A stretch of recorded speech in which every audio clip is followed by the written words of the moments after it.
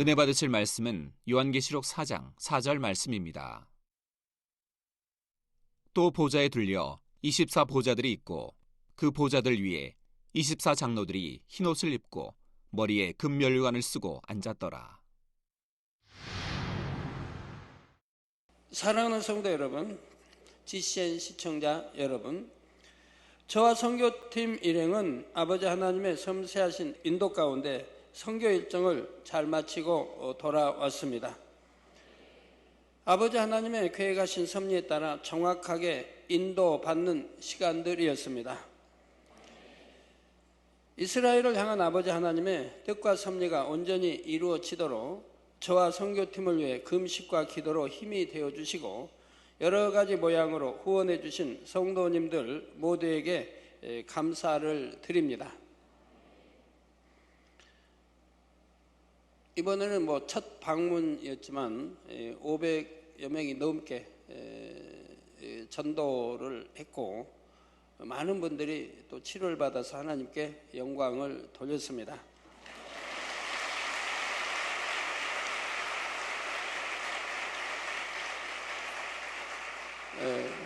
2차 방문 때는 더 많은 분들을 만나서 전도하게 될 것이고 더 많이 크게 영광을 돌리게 될 것입니다. 하나님께서 이미 모든 걸 예비해 놓으신 것을 볼 수가 있었고요. 형통하게 인도받았고 많은 목회자와 많은 분들이 사모하고 기다리고 있었습니다. 성도 여러분, 지난 시간에는 장차 24장로 안에 들어가게 될 인물들이 누구인지 먼저 5명을 말씀드렸고 그 중에 사도 바울의 신앙에 대해 간략하게 말씀드렸습니다. 24장로 안에 들어가기 위해서는 신앙의 전반적인 면에 있어서 당연히 최고 중에 최고의 수준이 되어야 하지만 그러면서도 특별히 믿음, 사랑, 충성, 선, 절제 등 신앙의 각 부분을 대표할 만큼 뛰어나야 한다 했지요. 오늘은 지난 시간에 이어 계속해서 24장로 안에 들어가게 되는 인물들의 신앙에 대해 살펴보도록 하겠습니다. 먼저 베드로는 예수님의 수제자였지만 성령 받기 전에 주를 부인하는 큰 오점을 남기고 말았지요.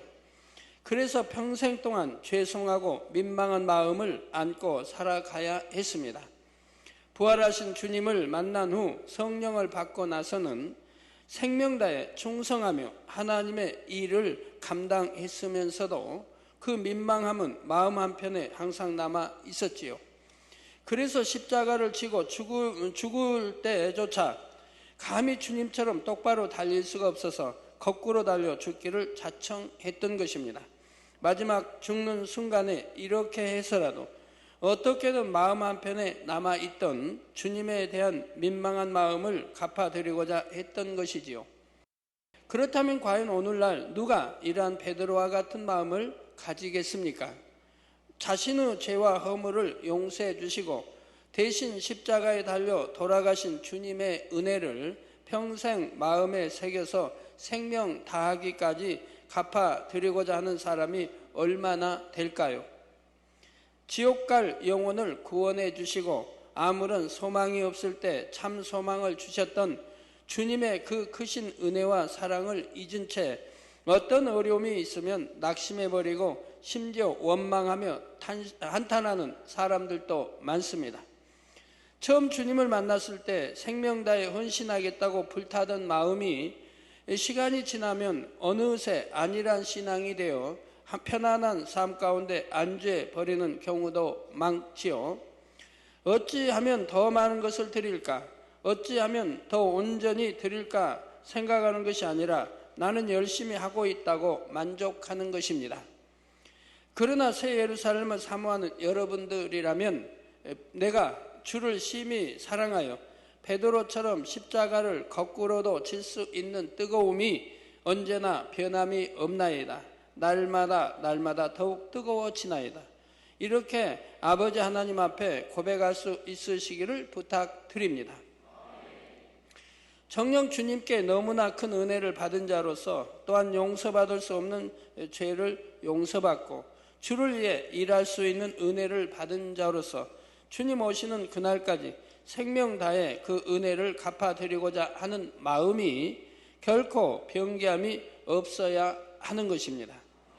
그래서 장차 24장로 앞에 서서 그분들의 신앙과 비교할 때 여전히 민망하고 부끄러운 것이 아니라 당당히 큰 영광과 상급을 받을 수 있는 여러분이 되셔야 하지 않겠습니까?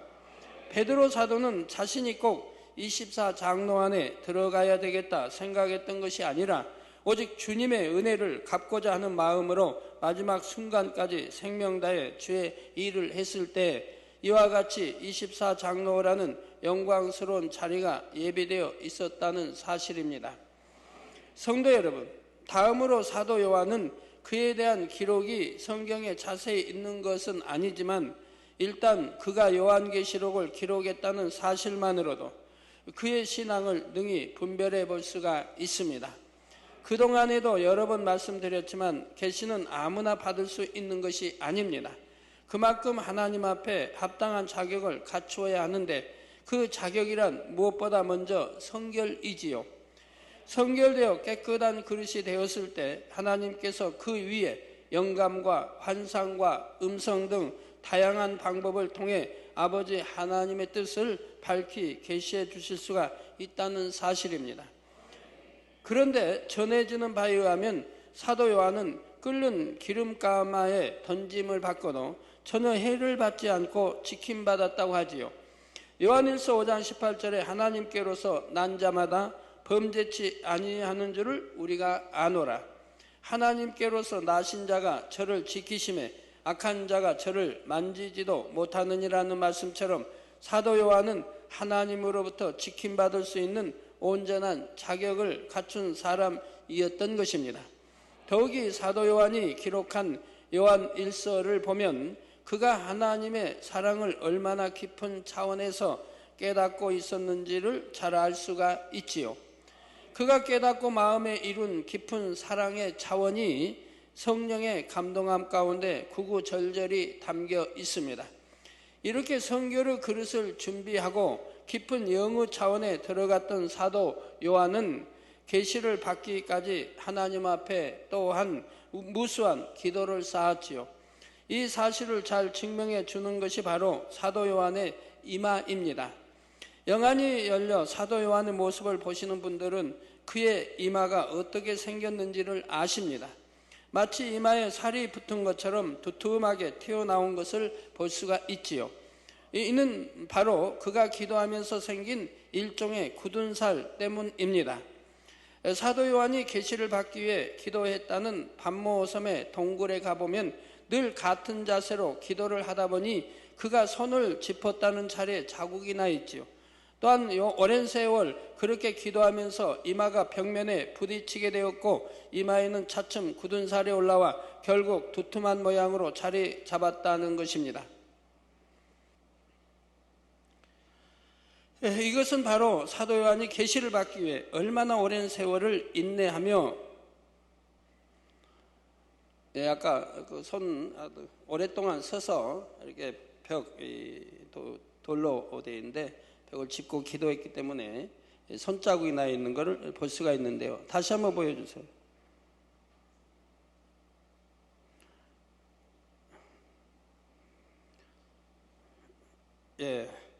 이마에는 차츰 굳은 살이 올라와 결국 두툼한 모양으로 자리 잡았다는 것입니다. 이것은 바로 사도 요한이 계시를 받기 위해 얼마나 오랜 세월을 인내하며 하나님 앞에 자신을 복종시켜 나갔는지를 잘 알 수 있게 해주는 증거이지요. 그래서 마지막 때에 대해 밝히 계시한 요한계시록의 이 귀한 말씀을 받아내릴 수가 있었다는 사실입니다. 이를 통해 수많은 사람들이 마지막 때를 깨어 신앙생활할 수 있도록 했으니 사도 요한의 상급이 얼마나 크겠는지요. 다음으로 다윗의 신앙은 어떠했습니까? 사도행전 13장 22절에 보면 하나님께서 사울 왕을 패하시고 대신 다윗을 왕으로 세우시면서 말씀하시기를 내가 이새의 아들 다윗을 만나니 내 마음에 합한 사람이라 즉 하나님 아버지 마음에 합한 사람이라 내 뜻을 다 이루게 하리라 하십니다. 다윗은 어려서부터 하나님을 너무나 사랑했지요. 어린 나이에도 불구하고 여호와 하나님의 이름을 망령되이 일컬으며 욕되게 하는 적장 골리앗을 향해 단신으로 나아가 그를 죽이고 이스라엘의 승리를 가져다 줍니다. 하나님을 사랑하기 때문에 자신의 생명을 조금도 아깝게 여기지 않고 이처럼 당당하게 나아가 싸웠던 것이지요. 그런데 오늘날 하나님을 믿는다 하면서도 자신에게 혹여라도 불이익이 올까 하여 신앙을 숨기거나 당당히 나서지 못하는 경우들이 있습니다. 하나님의 이름이 더럽혀질 때에도 모른 채 하고요. 하나님의 말씀에 입에 대는 일에 대해서도 적당히 타협하며 따라가기도 하지요. 그러나 다윗은 하나님의 이름을 욕되게 하는 골리앗을 그냥 바라만 보고 있지 않았습니다. 골리앗이 아무리 거구의 용사이고 다윗 자신은 아직 어린 소년이라 할지라도 하나님의 이름을 의지하여 담대히 나가 싸웠지요. 하나님께서는 바로 이러한 다윗을 통해 하나님의 뜻과 섭리를 이루어 가신 것입니다. 더욱이 다윗은 범사에 하나님만을 의지했지요. 자기 생각이나 사람의 방법을 동원하기보다는 모든 것을 하나님께 여쭈고 하나님의 뜻과 명령에 따랐던 것을 봅니다. 어려서부터 전쟁터에서 잔뼈가 굵어온 다윗이었지만 전쟁을 할 때도 자기 경험과 지식에 의지하기보다는 전적으로 하나님께만 의지했지요. 다른 일들도 일일이 하나님께 여쭈어 방법을 구했고요. 물론 이러한 다윗도 하나님 앞에 죄를 범하여 심히도 하나님의 진노를 샀던 경우가 있습니다. 하지만 다윗은 곧 회개하고 돌이켰으며 회개하고 돌이킴에 있어서도 하나님 앞에 확실했지요. 자신의 범죄함을 즉시로 인정하고 회개했으며 그로 인해 겪어야 하는 보응도 겸비함으로 잘 통과해 나갔던 것입니다. 이 밖에도 다윗은 왕의 신분임에도 불구하고 하나님의 법궤를 모셔오게 된 것을 기뻐하며 백성들 앞에서 춤까지 추었습니다. 사람은 눈치를 보는 것이 아니라 여호와 하나님 앞에 기뻐하심이 되기만 한다면 자기의 위치나 체면 같은 것은 아무런 문제가 되지 않았던 것이지요. 과연 오늘날 나라의 지도자가 된 사람이 사람들의 시선이나 자기 체면 같은 것은 생각지 않고 이처럼 하나님 앞에 영광 돌리며 기쁨이 될 수 있는 사람이 얼마나 되겠습니까? 갈라디아서 1장 10절에 이제 내가 사람들에게 좋게 하랴 하나님께 좋게 하랴 사람들에게 기쁨을 구하랴 내가 지금까지 사람의 기쁨을 구하는 것이었다면 그리스도의 종이 아니니라는 말씀처럼 우리는 오직 하나님을 기쁘시게 해야 합니다. 그러기 위해서는 어떤 상황, 어떤 환경 가운데서도 하나님의 뜻을 쫓아야 하는 것이고요.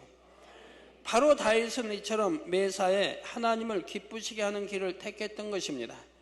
또한 다윗은 선의 분야에 있어서도 참으로 승했던 것을 볼 수가 있지요. 다윗은 오직 선과 은혜만을 베풀었음에도 자신을 시기한 사울 왕이 끈질기게 자신을 죽이려고 할 때 얼마든지 사울 왕을 죽일 수 있는 기회가 2번씩이나 왔음에도 불구하고 오히려 상대를 감동시키는 선의 행함을 보입니다. 이에 사울 왕도 감동을 받게 되지요. 여러분도 이러한 중심만 된다고 하면 아버지 하나님께서는 당연히 연단하고 다듬어서 새 예루살렘의 존귀한 자리로 인도해 드리지 않으시겠습니까? 성도 여러분, 다음으로 사무엘 선지자는 태어나 젖을 뗀 후에는 곧바로 제사장의 손에 맡겨져 성전에서 자랐습니다. 어려서부터 세상과 구별되어 오직 하나님 앞에만 드려진 삶을 살았지요. 세례 요한과 같은 길을 갔던 거 봅니다. 하나님께서는 이미 어린 사무엘에 대해 사무엘상 2장 35절에 내가 나를 위하여 충실한 제사장을 일으키리니 그 사람은 내 마음 내 뜻대로 행할 것이라. 내가 그를 위하여 견고한 집을 세우리니 그가 나의 기름 부음을 받은 자 앞에서 영구히 행하리라 말씀하셨던 것을 봅니다. 그리고 사무엘상 3장 19절에는 사무엘이 자라매 여호와께서 그와 함께 계셔서 그 말로 하나도 땅에 떨어지지 않게 하시니 말씀하실 정도로 사무엘은 하나님으로부터 온전히 보장을 받았지요. 또한 하나님께서는 백성들이 사무엘에게 하는 것이 곧 여호와 하나님께 하는 것이라 말씀하실 만큼 사무엘은 하나님을 대신하여 세워진 하나님의 사람이요 선지자였습니다. 그리고 사무엘은 평생을 하나님의 뜻에 따라 자신에게 주어진 사명을 충성되이 감당했지요. 이처럼 평생을 하나님 앞에 충성과 헌신과 순종으로 살았던 사무엘을 하나님께서는 24장로 안에 세우심으로 경작받은 사람들의 본이 되게 하신 것입니다. 사랑하는 성도 여러분, 이렇게 해서 24장로 안에 들어가는 사도 바울, 베드로, 사도 요한, 다윗, 사무엘에 대해 그들의 신앙이 어떠했는지를 간략하게 설명드렸고, 이제 24장로 안에 들어가는 7명을 더 말씀드리도록 하겠습니다. 그들의 애굽의 총리가 되었던 요셉, 다니엘, 그리고 다니엘의 세 친구인 사드락과 메삭과 아벳느고, 또한 신약에 나오는 빌립 집사와 스데반 집사입니다.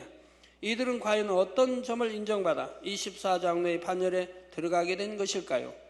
먼저 요셉은 17의 어린 나이에 그를 시기 질투한 형들에 의해서 먼 이방 나라의 종으로 팔려갑니다. 그것도 처음에는 아예 형들에게 죽임을 당할 뻔했지만 요셉은 가까스로 죽음만은 면하고 대신 상인들에게 종으로 팔리운 것이지요. 하지만 요셉은 이런 상황에서도 낭망하지 않고 자신의 위치에서 성실과 정직을 통해 주변으로부터 인정받는 위치에까지 올랐습니다. 여러분들이 말씀 들으시면서 24장로도 사모하시고 우리 여성도님들도 24장로가 아니래도 참 더 높은 서열 사모하셔야지요. 하나님 주님 가까이 나갈 수 있는 여러분들이요.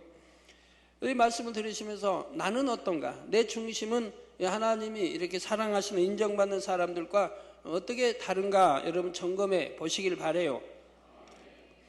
그런데 그만 또다시 억울한 누명을 쓰고 이번에는 깊은 감옥에 갇히고 말지요. 육으로 보면 이제 그 인생이 마치 끝난 것과 같아 보였습니다. 깊은 수렁에 빠져드는 것처럼 이제는 더 나은 삶에 대한 가능성을 찾을 수 없는 절망적인 상황에 처하고 말았던 것이지요. 그러나 그런 상황 가운데서도 하나님에 대한 요셉의 신앙은 더욱 굳어져 갔습니다. 하나님께서 자신의 인생을 인도하신다는 확고한 믿음 가운데 오직 선과 진실로서 자신의 삶에 최선을 다했지요. 그리고 결국은 하나님의 섭리 안에서 당시 최강대국이라 할 수 있는 애굽의 총리에 오르는 영광을 얻게 됩니다. 그런데 요셉의 신앙이 더욱 빛을 발했던 것은 바로 이러한 상황에서 예전에 자신을 타국의 종으로 팔아버렸던 형들을 다시 만나게 될 때부터입니다. 육으로 생각하면 형들의 시기 질투로 인해 요셉은 죽을 수밖에 없는 고비들을 넘기면서 13년이라는 긴 세월을 보내야 했지요. 그런데 이제는 그러한 형들을 죽이고 살릴 수 있는 권세가 요셉의 손안에 있게 된 것입니다. 그러나 요셉은 원수를 갚고자 하지 않습니다. 자신들이 지난날 행했던 악행으로 인해 벌을 받을까봐 두려워하는 형들을 오히려 선한 말로 위로하고 끝까지 형들과 그 자녀들까지 지켜주며 선으로만 대했던 것이지요. 오늘날 과연 이러한 요셉처럼 연단 중에도 믿음을 진실히 지키며 선한 마음으로 행해나가는 사람이 얼마나 되겠습니까? 자신에게 조금만 어려움이 와도 하나님께서 왜 나에게 이런 시련을 주시나 하며 불평, 불만을 쏟아내는 사람들이 얼마나 많습니까? 하나님이 시련 주시는 것도 아닌데 자기가 잘못하여 받는 그런 시련인데도 하나님께 원망을 돌린다 이 말이에요. 또한 자신에게 작은 불이익이나 억울한 일만 생겨도 그것을 참지 못하고 갚으려는 요즘과 같은 세상에서 자신을 죽이려 하다가 결국은 이방 나라의 종으로 팔아서 그처럼 오랜 세월 동안 고통받게 만들었던 사람들을 요셉처럼 마음에서부터 온전히 용서하고 지극한 선으로 대해주는 사람이 얼마나 되겠는지요. 자, 물론 그들이 요셉의 형들이기는 했지만 엄밀히 말하자면 자신과는 어머니도 다른 이복 형들이었는데 말입니다. 성도 여러분, 오늘날은 많은 사람들이 선하게 살면 오히려 손해라는 생각을 가지고 있다고 합니다. 그러나 정말 요셉과 같이 마음의 온전한 선을 이루어 오직 선으로만 행해 나간다면 공의 가운데 역사하시는 하나님께서는 결코 손해가게 하지 않으시며 오히려 축복으로 반드시 갚아주신다는 사실입니다. 여러분들이 선 가운데, 지금 말씀 안에 선 가운데 살아가시는 분들은 손해보는 일이 있었습니까? 안 되는 일도, 안 될 일도 잘 되고, 잘 될 일은 더 잘 되고 하는 걸 여러분들이 체험해 나가지 않습니까? 다음으로 다니엘과 세 친구들의 신앙에 대해 함께 살펴보겠습니다. 그들은 어떠한 상황에서도, 즉 죽음의 위협 앞에서도 결코 타협하지 않는 신앙의 절개를 보여주었지요. 이는 꼭 큰 시험 앞에서만 타협하지 않는 신앙을 보인다는 의미가 아닙니다. 그들의 신앙이라면 아무리 작고 사소한 것이라도 하나님의 뜻에 어긋나는 것이라면 조금의 미련 없이 과감히 끊을 수 있는 것입니다. 그러므로 그들의 신앙과 비교하여 여러분 자신은 과연 얼마나 타협하지 않고 진리 안에서 지켜 행했는지를 돌아봐야 하지요. 포로로 잡혀가서 자유도 없는데 왕이 내려주는 이러한 음식도 참 가증스러운 것이 들어있어 먹을까 염려, 또 제사에 이런 염려돼서 거절하는 거 보지 않습니까?